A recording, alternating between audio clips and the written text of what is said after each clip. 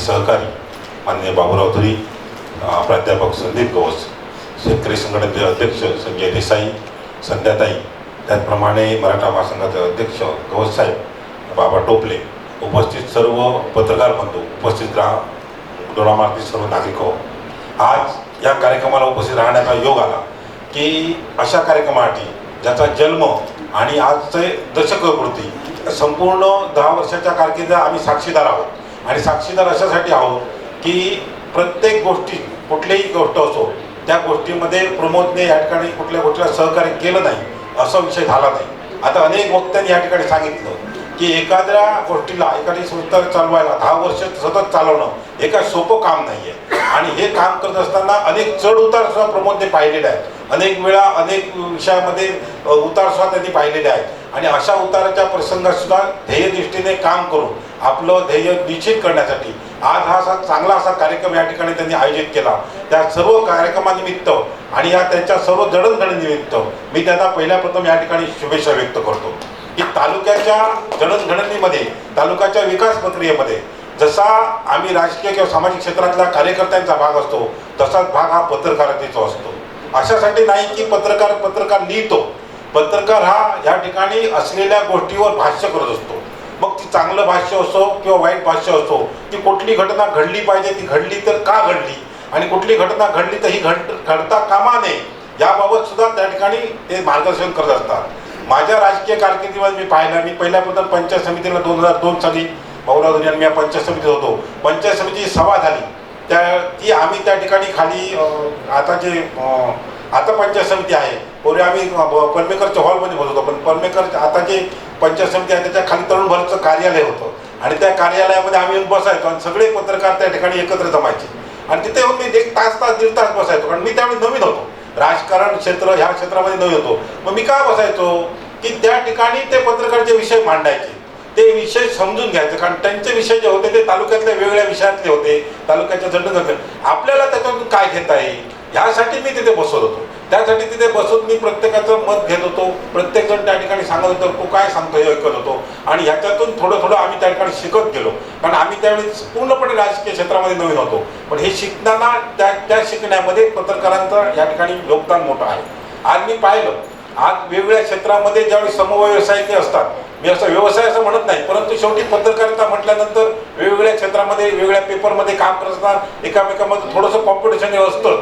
परंतु हे कॉम्पिटिशन असताना सुद्धा सगळ्या पत्रकारांना एकत्र आणून आपल्या 10व्या वर्धापन दिनानिमित्त सर्व पत्रकारांचा त्यांनी आपल्या सहकाऱ्यांचा सगळा सत्कार केला.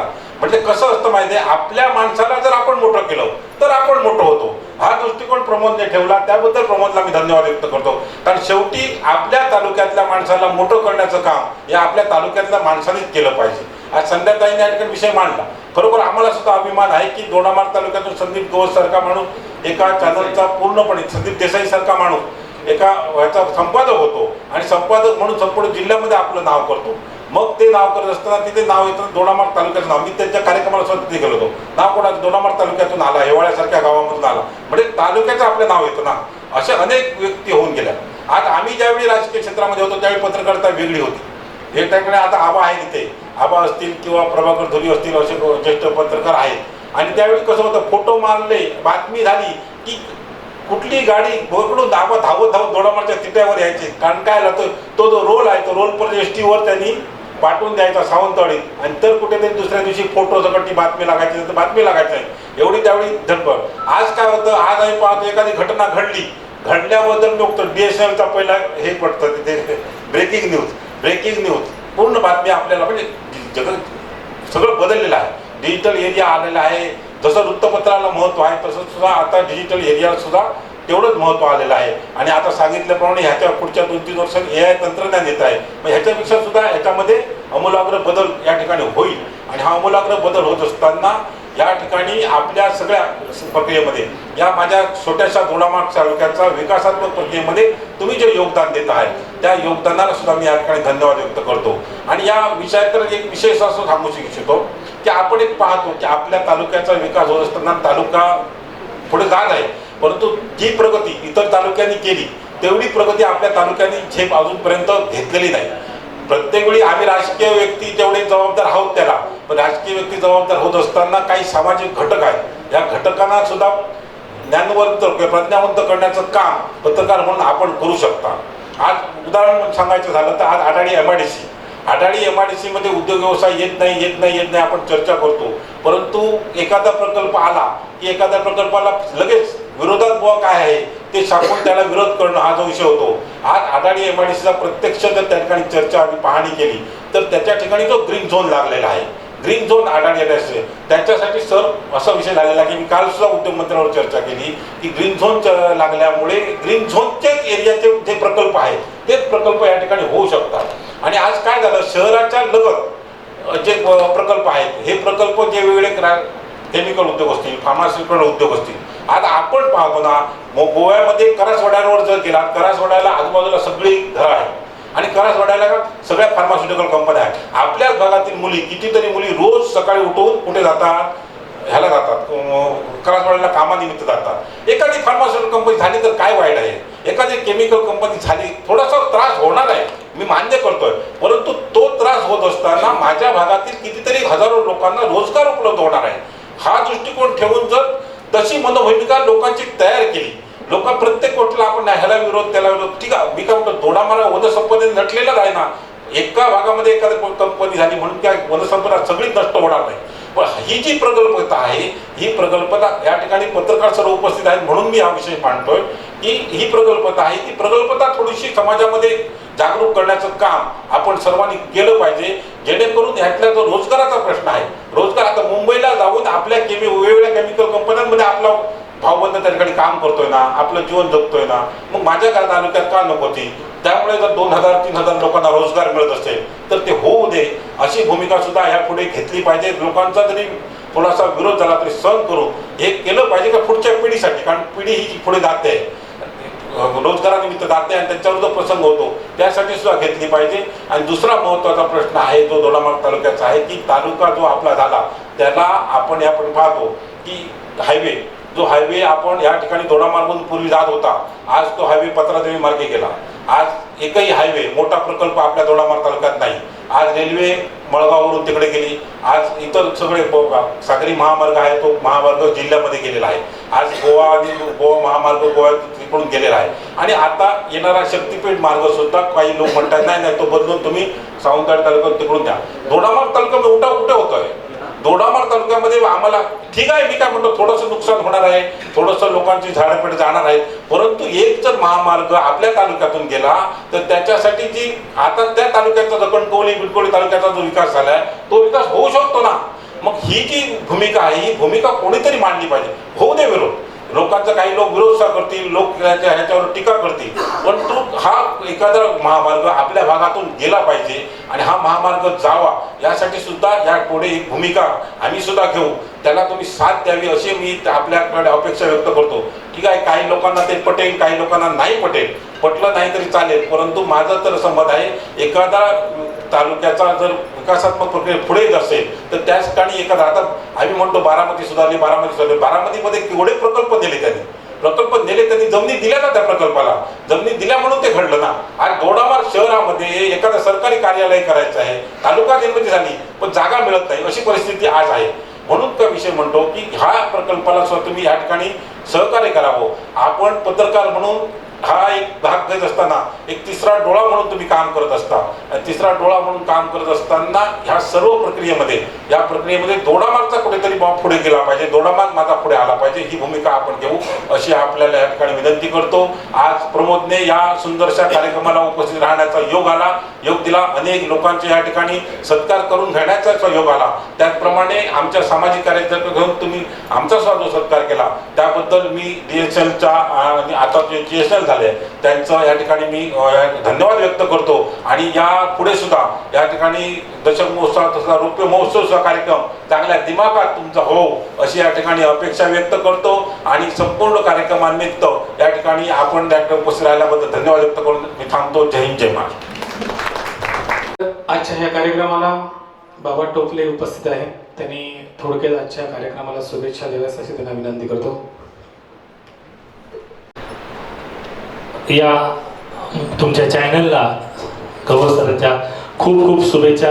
जिद्द, चिकाटी, मेहनत जी काय असते त्याचं जिथं जास्त उदाहरण म्हणजे पत्रकारिता आणि या रूपात बघता येईल आपल्याला या ठिकाणी संदीपजीने सांगितलं आणि ह्यांनी पण सांगितलं कोणाने आमच्या मॅडम की पत्रकारिता काय करू शकतो जर त्यांनी ठरवलं तर एखाद्याला कुठे इलेक्शनला नको किंवा अन्य ठिकाणी कुठल्याही क्षेत्रात कुठल्याही ठिकाणी कुठच्याही पातळीवर नेऊ शकतो अशी ही जाण असणारी म्हणजे पत्रकारिता. आणि या ठिकाणी आपल्या दोडामार्ग तालुक्यातील सर्वच जण याचा चांगल्या प्रकारे जिथं जास्त उदाहरण आपल्याला आता दिलेलं आहे या ठिकाणी सगळ्या जणांनी, त्या ठिकाणी मी सगळ्यांच्या वतीनं आता तुम्हाला या ठिकाणी शुभेच्छा गवळ सरांना देतो आणि माझे 2 शब्द पूर्ण करतो. जय हिंद, जय महाराष्ट्र. धन्यवाद. या ठिकाणी बरेच या ठिकाणी सत्कार आपण या ठिकाणी दिलेले आहेत. तर GSLच्या ह्या गोवा सिंधुदुर्ग न्यूजमध्ये काम करत असताना संपादक म्हणून प्रमोद गवस यांना राज्य स्तरावरती काही अचिव्हमेंट्स प्राप्त झालेल्या आहेत. त्याचा उल्लेख या ठिकाणी मी करतो. 2024 मध्ये पुणे एक्सप्रेस लाईव्ह उत्कृष्ट संपादक म्हणून जो 2024चा पुरस्कार होता तो प्रमोद गवस यांना प्राप्त झाला होता. त्याचप्रमाणे 2025 हिंदी मराठी पत्रकार संघ बुलढाणा यांचा राज्यस्तरीय संपादकीय क्षेत्रातील उत्कृष्ट यूट्यूब चॅनल पुरस्कार 2025 मध्ये प्राप्त झाला. त्यामुळे 2 हे पुरस्कार मानाचा हा अभिमानाचा आणि मानाचा तुरा गोवा सिंधुदुर्ग न्यूजच्या सिरपेजामध्ये आला. याचं पूर्ण श्रेय प्रमोद गवस यांना आहे. अर्थात हे श्रेय देत असताना प्रत्येक जण म्हणतात मी एक सामान्य माणूस आहे की एक पुरुष घडण्यामागे एका महिलेचा एका स्त्रीचा हात किंवा त्याच्या मागे असतो असं म्हटलं जातं. अर्थात हे प्रत्येकाला अनुभव आहे आणि सर्वश्रुत वाक्य आहे. तर प्रमोदच्या बाबतीत सुद्धा जेव्हा आम्ही त्याचे मित्र म्हणून 2006 पासून त्याच्या सगळ्या बऱ्या वाईट सगळ्या गोष्टीमध्ये आहोत, तसेच त्याच्या या जडणघडीमध्ये 2 महिलांचा सगळ्यात जास्त वाटा आहे. सर्वप्रथम आई नसून सुद्धा आई असलेल्या दीप्ती नाईक माझ्या समोर बसलेल्या आहेत. त्यांच्याबद्दल बोलताना आम्हाला सुद्धा आमचा कंठ थोडा हे होतो की आतापर्यंत त्यांच्या घरातून आम्ही कधीही उपाशी गेलेलो नाही. त्या पडत्या काळामध्ये प्रमोदच्या आईसारख्या ठाम पाठीशी उभे राहिलेल्या दीप्ती नाईक, त्यांचा मोलाचा वाटा प्रमोद गवस घडण्यामागे आहे. आणि त्याच्यानंतर पुढच्या खूपच अवघड काळ होता आणि त्या काळातून तो बाहेर येईल की नाही ही आम्हाला सुद्धा शंका होती. जेव्हा तो काही आमच्याशी काही गोष्टी डिस्कस करायचा तेव्हा मला तर असं वाटायचं की आता हा प्रमोद ह्या गोष्टीतनं बाहेर येणं मुश्किल आहे. आणि आमच्या त्या आवाक्यातल्या गोष्टी नव्हत्या, ज्या गोष्टी होत्या त्या मी केल्या माझ्या पद्धतीने. मी त्याचा भाऊ म्हणूनच मी आतापर्यंत राहिलो, मी केल्या, पण ज्या माझ्या आवाक्याच्या बाहेरच्या होत्या ते मी करू शकत नव्हतो. आणि त्या काळामध्ये जो हात मिळाला तो आता त्याची सहचारिणी म्हणून त्याच्या सोबत जी उभी आहे सुनीता प्रमोद गवस, तिने त्याला हात दिला आणि इथून मुंबईला घेऊन काही कालावधीसाठी मुंबईला त्या ठिकाणी प्रमोद गेला आणि तिथून परत या ठिकाणी पत्रकारितेमध्ये परत रुजू झाला. पण ह्या सुनीता ज्या मॅडम आहेत त्यांनी बऱ्यापैकी इमोशनली आधार देऊन आणि काही आर्थिक बॅकअप देऊन या ठिकाणी आज जो प्रमोद गवस उभा दिसतोय तो ह्या 2 स्त्रियांमध्ये म्हणजे दीप्ती नाईक आणि सुनीता प्रमोद गवस. तर त्या ठिकाणी त्या स्त्रीचा या ठिकाणी सन्मान होणं हे मला वाटलं माझ्या आणि माझ्या काही व्यासपीठावरील मित्रांना सगळ्यांनाच. तर अशा स्त्रीचा या ठिकाणी सन्मान करण्यासाठी मी आपल्या सभापती आपले गवस सर यांना विनंती करतो की त्यांनी त्यांचा या ठिकाणी सत्कार करायचा.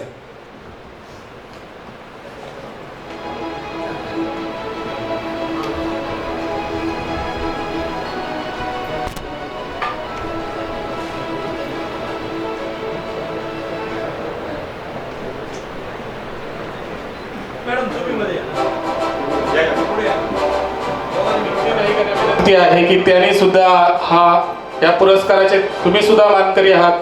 आम्ही ते जवळून सगळ्या गोष्टी बघितलेल्या आहेत.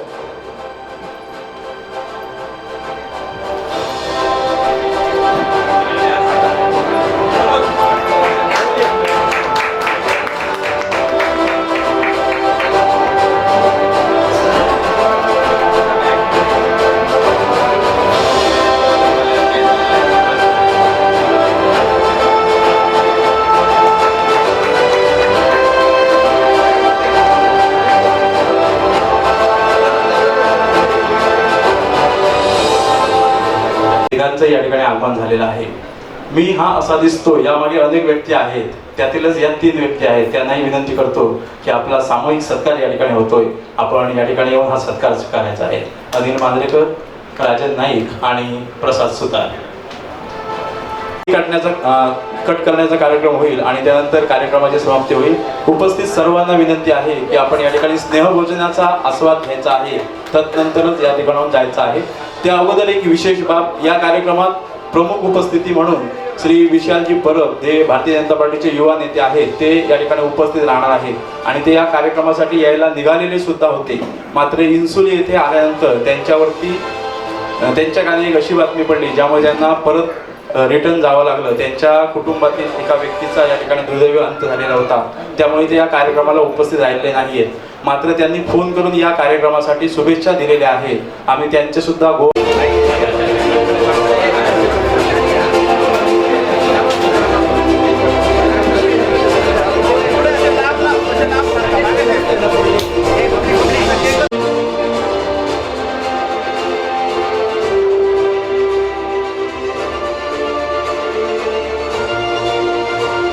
देतो. त्यांनी चांगलं काम दोडामार्ग तालुक्यात केलेलं आहे. तिलारी प्रकल्पात धरणग्रस्त असताना ज्यांना वेदना झाल्या आहेत तेच पत्रकारितेकडे येत आहेत. असा माझा मित्र प्रत्येक वेळी त्याला म्हणतो, वेदना झाल्याशिवाय माणूस जागा होत नाही. आणि अशा प्रकारे मला ते आज त्या चॅनलला सांगायचं आहे.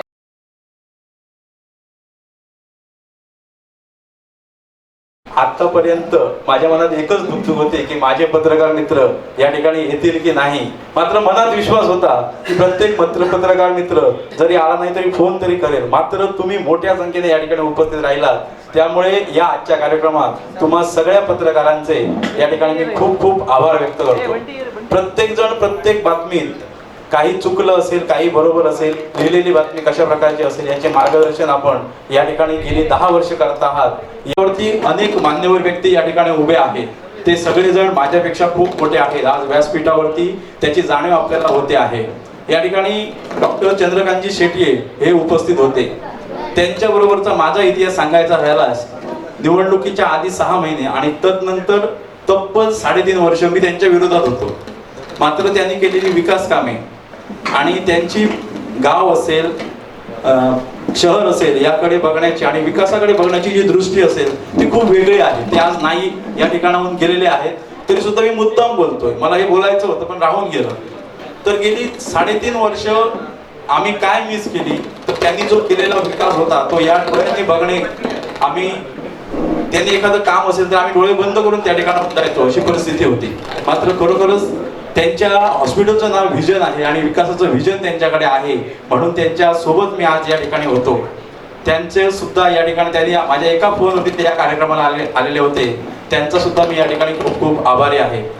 तुम्ही सगळे तर माझे खरोखरच माझ्या घरात असल्यासारखे आहात. एखादं चांगलं काम असेल, वाईट काम असेल, दुःखद घटना असेल, सुख असेल, हे मी तुमच्या बरोबर कायमच शेअर करत राहिलेलो आहोत. आणि असतील माझ्या घरची सगळी मंडळी असेल, तुम्ही सगळेजण या ठिकाणी राहिलेला आहात आणि तुम्ही सगळ्यांनी एका फोन कॉलवरती, हे 2 ग्रुप आहेत, ग्रुप म्हणण्यापेक्षा या 2 संघटना आहेत आणि त्या कधीतरी एकत्र येतात एका दुसऱ्या कार्यक्रमात. ते सुद्धा आज दोन्ही संघटना माझ्या या कार्यक्रमात एकत्र आलेला आहात, त्याबद्दल तुमचे सुद्धा खूप खूप आभार. सगळ्यांचे आभार या ठिकाणी मानतो. अति काही बोलत नाही, कंठ दाटून येतोय आणि या ठिकाणी थांबतो. आणि आपण केक कटण्याचा कार्यक्रम या ठिकाणी करायचा आहे, तदनंतर सगळ्यांनी या ठिकाणी स्नेहभोजन करायचं आहे आणि तदनंतरच निघायचं आहे. पुन्हा एकदा तुम्ही सगळेजण या कार्यक्रमाला उपस्थित राहिल्याबद्दल खूप खूप आभार. धन्यवाद.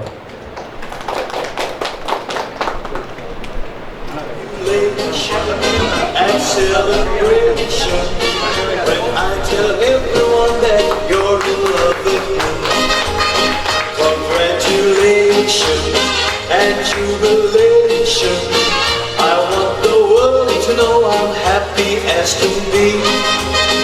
Who would believe that I could be happy and contented?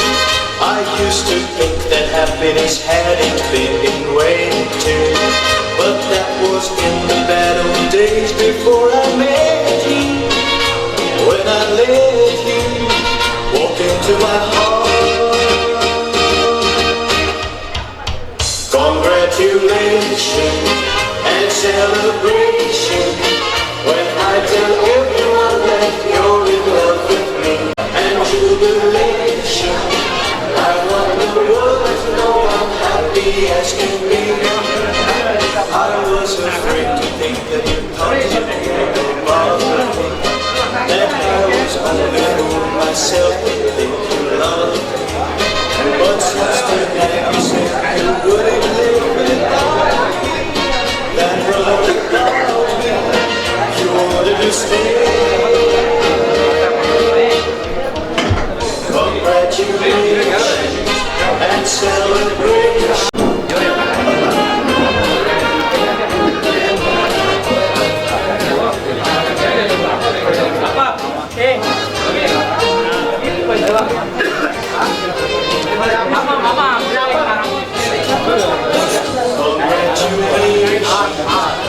सद्गुरुनाथा हात जोडितो अंत नको पाहू